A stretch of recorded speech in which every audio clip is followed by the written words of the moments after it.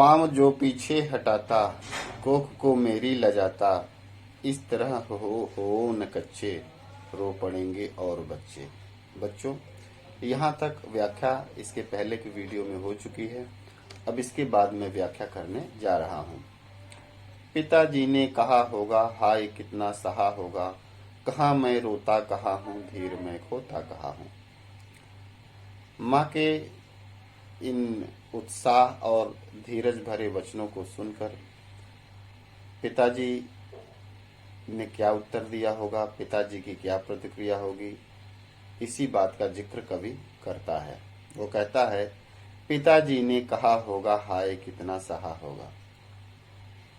अपने ज्येष्ठ पुत्र के वियोग का जो दुख है वो एक पिता ही महसूस कर सकता है।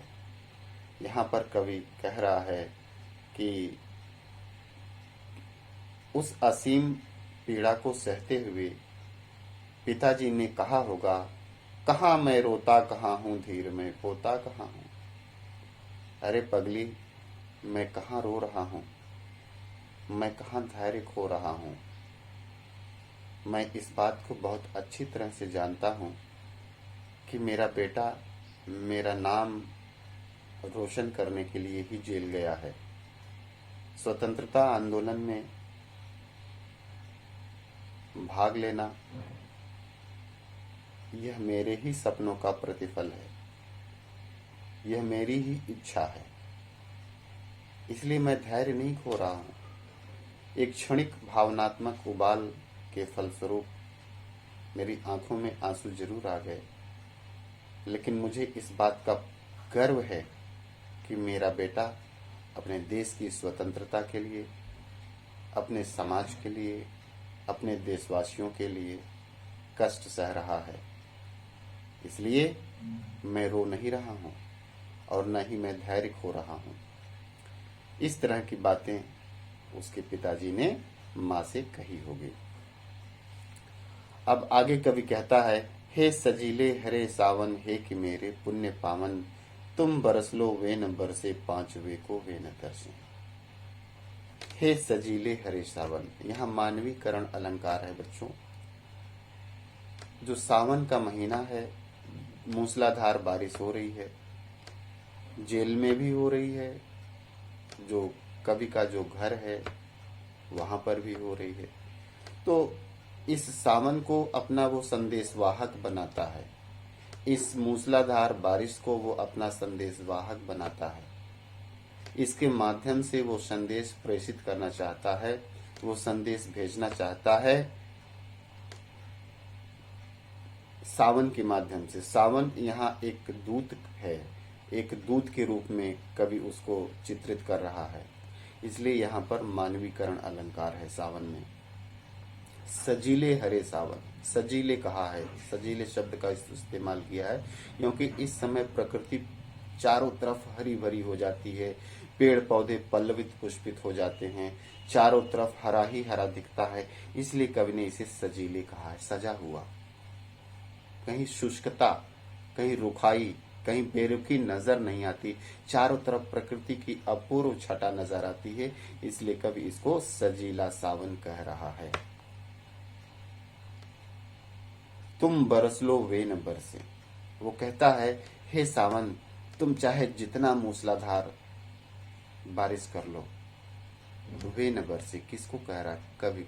अपने माता पिता के लिए कह रहा है, अपने भाई बहनों के लिए कह रहा है, वे न बरसे। अर्थात तुम चाहे जितना बरस लो, लेकिन उनकी आंखों से आंसू की एक बूंद भी नहीं टपकनी चाहिए। यहाँ बरसने का मतलब है उनकी आंखों से आंसू नहीं निकलना चाहिए। किस लिए? पांचवे को वे न तरसे। जो आंसू आएगा वो किसकी याद में आएगा, वो किसके वियोग और पीड़ा में आएगा? अपने उस पांचवें लाल की, अपने उस पांचवें पुत्र के वियोग में मेरे माता पिता के आंखों में जो आंसू होगा वो आंसू नहीं आना चाहिए। मेरे प्रति जो उनकी तड़प है, ये तड़प तुम खत्म कर दो। कुछ ऐसा संदेश जो मैं बोल रहा हूँ वो लेकर जाओ, उनसे बोलो और उनको इतना ढांढस बधा दो, उनको इतना सांत्वना दे दो, उनको इतना धैर्य दे दो कि मेरी वो याद न करें, मेरे प्रति उनके मन में किसी तरह का कोई कष्ट ना हो। इस तरह का संदेश सावन के माध्यम से कवि अपने माता पिता के पास, अपने घर के पास भिजवाना चाहता है। वो क्या कहता है? किंतु उनसे यह न कहना, उन्हें देते धीर रहना, उन्हें कहना लिख रहा हूँ, उन्हें कहना पढ़ रहा हूँ। उन्हें जाकर क्या कहना? वो कवि कहता है, उन्हें कहना, ये मत कहना कि जैसा मैं हूँ, जैसी हालत मेरी है, मैं जैसा कष्ट सह रहा हूँ, ये वास्तविक स्थिति जाकर उनसे मत बोलना। उनसे बोलना कि उन्हें कहना लिख रहा हूँ, उन्हें कहना पढ़ रहा हूँ। उन्हें कहना कि आपका बेटा अच्छी तरह से लिखाई पढ़ाई कर रहा है, न्यूज़पेपर पढ़ रहा है, मैगजीन पढ़ रहा है, कविताएं लिख रहा है, और इस तरह से जैसे वो घर में अपने दैनिक क्रियाकलाप संपन्न करता था, अपना अध्ययन अध्यापन में अपना वक्त बिताता था, वैसे ही वो जेल में भी अपना वक्त अध्ययन अध्यापन में, पढ़ने लिखने में वो व्यतीत कर रहा है। काम करता हूँ कि कहना, नाम करता हूँ कि कहना, चाहते हैं लोग कहना, मत करो कुछ शोक कहना। और क्या क्या जाके संदेश बोलना? वो कवि कहता है कि काम करता हूँ कि कहना, कहता कि मैं व्यस्त रहता हूँ। उनसे जाके कहना, मैं बिल्कुल खाली नहीं बैठता, मैं हमेशा व्यस्त रहता हूँ, हमेशा मैं किसी न किसी काम में लगा रहता हूँ। और नाम करता हूँ कि कहना, मैं घर का, आपका मतलब माता पिता का और देश का नाम रोशन कर रहा हूँ। मैं ऐसे ऐसे काम कर रहा हूँ यहाँ पे जिससे कि आप सबका और मेरे घर का और मेरे देश दोनों का नाम रोशन हो। इस तरह की बात कवि करता है। चाहते हैं लोग कहना, मत करो कुछ शोक कहना। तुम जाके वहां कहना कि चाहते हैं लोग मुझे बहुत चाहते हैं, मुझे बहुत प्यार करते हैं। यहाँ पर किसी के मन में मेरी प्रति कोई बैर भाव नहीं है। जैसे मैं मोहल्ले में रहता था, मेरे पड़ोसी थे, मेरे दोस्त यार थे, मुझे सब प्रेम करते थे, वैसे यहाँ पर भी यहाँ पे मेरा मजमा लगा रहता है। मेरे दोस्तों का, कहते ना, यहाँ सारे लोग दोस्त बन गए हैं। सारे देशवासी हमारे जो यहाँ पे हैं, स्वतंत्रता संग्राम आंदोलन में भाग लेने वाले, सब मेरे मित्र बन गए हैं और सब हम लोग एक साथ रहते हैं और एक दूसरे से प्रेम करते हैं। मत करो कुछ शोक कहना, इसलिए जाके कहना कि हे मेरे माता पिता, आप किसी भी तरह का कोई शोक, कोई दुख, कोई पीड़ा अपने उस पुत्र के प्रति मत करो जो कि तुमसे बिछड़कर जेल की सलाखों के पीछे चला गया है। और कहना, मस्त हूं मैं, कातने में व्यस्त हूं मैं। एक बहुत बड़ी बात कवि कहता है, कातने में व्यस्त हूं मैं और कहना मस्त हूं मैं। अर्थात मस्त रहना मतलब कि मुझे किसी चीज का लेना देना, दुख सुख, इस बात की अब कोई परवाह नहीं है। मैं जिंदगी जीने में मस्त हूं। यहाँ पे कहते हैं कि मस्ती उसे कहते हैं जो न पीछे का याद करे, न आगे की चिंता करे। वर्तमान में जीने वाला हमेशा मस्त रहता है। वर्तमान में काम करने वाला, वर्तमान में अपनी जिंदगी को जीने वाला मस्त रहता है। तो उनसे जाके कहना कि मैं यहाँ एक मस्ती भरी जिंदगी जी रहा हूँ, मुझे यहाँ किसी तरह का कोई कष्ट नहीं है, न पीछे का मैं याद करता हूँ अतीत को, न मैं आगे भविष्य की चिंता करता हूँ। मैं वर्तमान में पूरी तरह खुलकर यहाँ जीता हूँ और कातने में व्यस्त हूँ मैं। बहुत बड़ा संदेश कवि कहता है कि कातना महात्मा गांधी के सत्य, अहिंसा और स्वदेशी का यहाँ संदेश छिपा हुआ है। स्वतंत्रता आंदोलन में जो गांधी जी की भूमिका थी, उस भूमिका को यहाँ इंगित कवि ने किया है। कातने में व्यस्त हूं मैं प्रतिदिन चरखा से सूत काटता हूँ, अर्थात गांधी जी के निर्देशों का पूरा पालन करता हूँ। कवि के जो माता पिता हैं वो गांधी जी के फॉलोवर हैं, गांधी जी के अनुयायी हैं। वो गांधी जी के सत्य, अहिंसा और स्वदेशी के सिद्धांतों पर चलने वाले हैं। इसलिए यहाँ पर कवि उनका भी प्रसंग लाया है कि गांधी का चरखा वास्तव में सत्य, अहिंसा और स्वदेशी का प्रतीक है। तो गांधी जी के इस सिद्धांत को इस शब्द के माध्यम से कवि ने यहाँ पे रूपायित किया है और ये भी कहा है कि स्वतंत्रता आंदोलन में गांधी जी की कितनी बड़ी भूमिका थी। कवि कहता है कि जाके उनसे कहना कि मैं यहाँ चरखा भी काटता हूँ, मैं लिखाई पढ़ाई भी करता हूँ, मैं मस्त रहता हूँ। और क्या कहता है, वजन 70 सेर मेरा और भोजन ढेर मेरा। वो कहता है कि मेरा 70 सेर वजन हो चुका है। क्यों? क्योंकि और भोजन ढेर मेरा, क्योंकि मैं खूब भोजन करता हूँ, मैं खूब खींच के खाता हूँ, और खींच के खाता हूँ, खींच के काम करता हूँ, मस्त रहता हूँ, लिखाई पढ़ाई करता हूँ, चरखा काटता हूँ, अपने दोस्तों के साथ महफिलें जमाता हूँ। इस तरह से मस्ती भरी जिंदगी यहाँ पर मैं जी रहा हूँ, इसलिए मैं खूब खींच के खा रहा हूँ, और इसी वजह से मेरा वजन बढ़ गया है। 70 सेर मेरा वजन हो चुका है। कूदता हूँ खेलता हूँ, दुख दुख डटकर ठेलता हूँ। कवि कहता है कूदता हूँ खेलता हूँ, अर्थात मैं यहाँ व्यायाम भी करता हूँ, खेलता भी हूँ, उछल कूद भी करता हूँ, और जो आने वाली पीड़ाएं हैं, जो आने वाले दुख हैं, उनको ठेल देता हूं, अर्थात अपने पास तनिक भी आने नहीं देता। इस तरह की बात कवि करता है। इस तरह का संदेश कवि अपने पिता के पास, माता के पास सावन के माध्यम से भिजवाता है।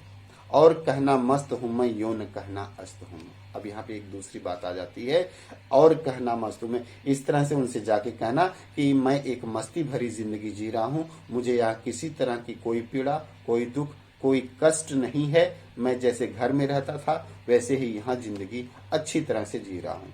और कभी भी ये भूल के मत कहना, कभी भी ये भूल के मत उन्हें इशारा करना, उन्हें आशंका भी मत होने देना, यूं न कहना अस्त हूं मैं। अस्त का मतलब अस्ताचल सूर्य, अर्थात एक ऐसा सूर्य जब अस्त हो रहा है, अर्थात उसकी गरिमा, उसकी आभा, उसका स्वास्थ्य, उसका मतलब कि उसके पूरे व्यक्तित्व का एक ढलान पर है। जब सूर्य पूरब की तरफ होता है तो उठान पर होता है, जब पश्चिम की तरफ होता है तो अस्ताचल सूर्य ढलान अर्थात पतन की तरफ होता है। तो कवि की भी यही स्थिति है। कवि का संपूर्ण व्यक्तित्व अस्ताचल सूर्य की तरह है। यहाँ पे अपने को अस्ताचल सूर्य से तुलना कर रहा है कवि। योन कहना अस्त हूं मैं। इस अस्त शब्द में कवि ने अपनी समस्त वर्तमान स्थिति को व्यंजित कर दिया है। यहाँ पे व्यंजना शब्द शक्ति है अस्त शब्द में। यहाँ पे कवि का जो पूरा व्यक्तित्व है वह अस्ताचल सूर्य की तरह हो गया है, अर्थात ढल गया है, पूरी तरह पतित हो गया है। तो ये मत उनको आशंका होने देना, ये किसी तरह का उनको किसी तरह का भान भी न लगने देना कि मैं अस्ताचल सूर्य अर्थात मेरा व्यक्तित्व ढलान की तरफ है। क्या कहता है आगे, हाय रे ऐसा न कहना है कि जो वैसा न कहना। जाके उनसे ये कभी मत कहना कि मैं जैसा हूं वैसा जाके कह दो, ऐसा कभी मत करना। हाय रे ऐसा न कहना, कभी भी ऐसा मत करना जैसा तुम यहाँ पे मुझे देख रहे हो, और जैसा मैं हूं वैसा उनको तनिक भी आभास मत होने देना। कह न देना जागता हूं, आदमी से भागता हूं। अब कुछ चीजें खुलासा करता है कवि। वो कहता है कह न देना जागता हूं। कवि को रात में भी नींद नहीं आती, दिन की तो बात ही छोड़िए। उनसे जाके कतई इस बात की जिक्र मत करना कि मैं यहाँ रात दिन जागता रहता हूँ, मुझे नींद ही नहीं आती। मेरे अंदर की बेचैनी, मेरे अंदर की जो पीड़ा है वो भी चरम पर पहुंच चुकी है, जिसकी वजह से मुझे नींद नहीं आती। आदमी से भागता हूँ। आदमी से आदमी तब भागता है जब वो भयानक डिप्रेशन में होता है, अवसाद की स्थिति में चला जाता है। अर्थात कवि पूरी तरह अवसाद से ग्रस्त है, डिप्रेशन से पूरी तरह ग्रस्त है। आदमी से भागना, एकांत में रहने की, अंधेरे में रहने की, हमेशा उदास रहने की जो प्रवृत्ति है कवि की, यहाँ पे जेल में ऐसा व्यक्तित्व हो गया है कवि का। वो अब इंसानों से भागता है, वो उजाले से भागता है, वो कर्म से भागता है। ये वर्तमान स्थिति है कवि की। और इस तरह से वो कवि कहता है कि जो भी चीजें हैं यहाँ पर मेरे व्यक्तित्व में जो तुम देख रहे हो कि मैं आदमी से भागता हूँ, उजाले से भागता हूँ, रात दिन जागता रहता हूँ, बेचैन रहता हूँ, इस तरह की बातें तुम जाके मत कहना। कह न देना मौन हूँ मैं, खुद न समझू कौन हूँ मैं हमेशा गुमसुम सा रहता हूँ, मुझे खुद नहीं पता कि मैं कौन हूँ, मैं अपने अस्तित्व को भूल चुका हूँ। इस तरह से कवि पूरी तरह अस्ताचल सूर्य ढलान की तरफ है, उसका व्यक्तित्व पूरी तरह पतित हो गया है। ये कवि की वर्तमान स्थिति जेल में है। खुद न समझू कौन हूं मैं। जब इंसान अपने को ही भूल जाए, अपने अच्छाइयों के बारे में, अपने कर्म के बारे में, तो आप स्थिति समझ सकते हैं कि उसकी मानसिक शारीरिक स्थिति क्या है, उसका स्वास्थ्य कैसा है। देख ना कुछ बक न देना, उन्हें कोई शक न देना। ये यहाँ तुम जो देख रहे हो हे सावन, तुम जाके बक मत देना, अर्थात भूल से भी तुम्हारी जबान से मेरे इस वर्तमान हालत के बारे में कोई शब्द न निकल जाए। बकना का मतलब है कि भूल बस तुम्हारी जबान न फिसल जाए। किसी भी तरह से उन्हें किसी तरह का कोई शक शुबहा शंका मत होने देना कि मेरी वर्तमान में ये स्थिति हो गई है। हे सजीले हरे शावन, हे कि मेरे पुण्य पावन, तुम बरस लो वे न बरसे, पांचवें को वे न तरसे। इस तरह से कवि सावन के माध्यम से अपने इस संदेश को भिजवाता है। वो कहता है कि हे हरे सावन, तुम चाहे जितना बरस लो, तुम चाहे, अर्थात अपने लिए वो कहता है कि मैं चाहे जितना अश्रुधारा बहा लूं, मैं चाहे जितना रो लूं, मैं चाहे जितना पीड़ा पालूं, मैं चाहे जितना कष्ट भोग लूं, लेकिन मेरे कष्टों का आभास, मेरी पीड़ाओं का आभास, मेरी वर्तमान विकट परिस्थिति का आभास जाकर उनसे मत कहो, उनसे जरा भी शंका मत होने देना।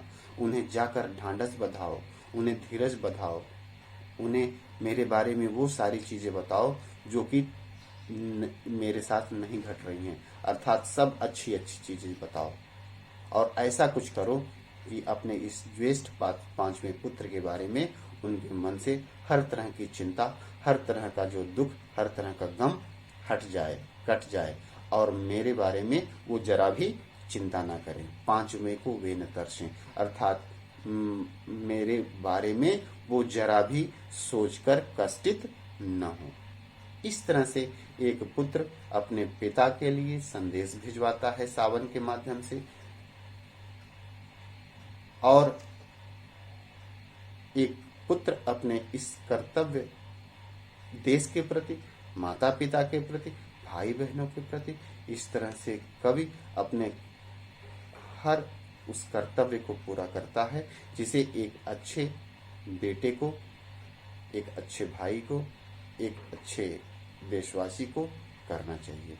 तो इस कविता के माध्यम से कवि ने उन सारे दायित्वों को, उन सारे कर्मों को यहाँ पर इंगित किया है जो एक अच्छे नागरिक, अच्छे पुत्र को करना चाहिए। तो इस तरह से ये व्याख्या आज खत्म होती है। कल हम इस लेसन से संबंधित वीडियो, प्रश्नोत्तर का वीडियो बनाकर आपको देंगे।